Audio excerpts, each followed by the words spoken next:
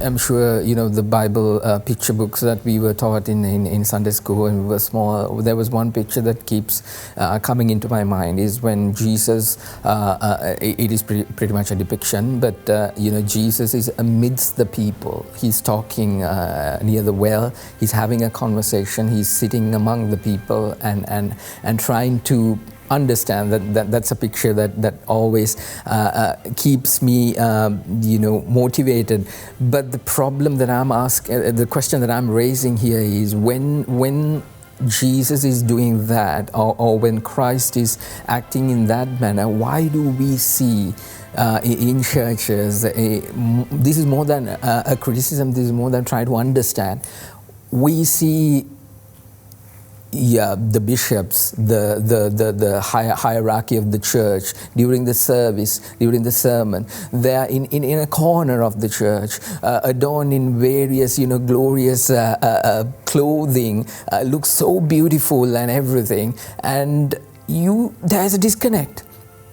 I do not feel like when I have seen, like most of the time in other denominations of the Christianity and Christian faith, they adorn themselves in gold and they say feed the poor.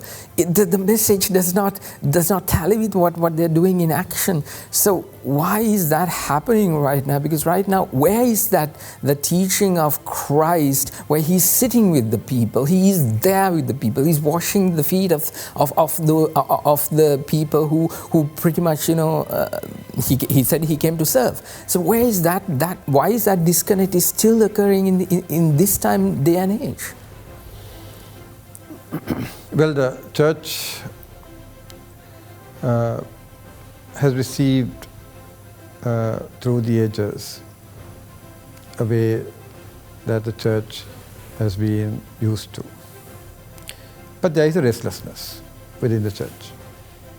And I think we need to recognize that. Just as you said, there is this disconnect. The clergy sit in a corner, people are in the larger section of the church. And that is the reality that moves us to ask the question, what we need to be doing. So there are attempts. It's not happening the way at the speed that we would wish it should be happening. But the church moves very slowly.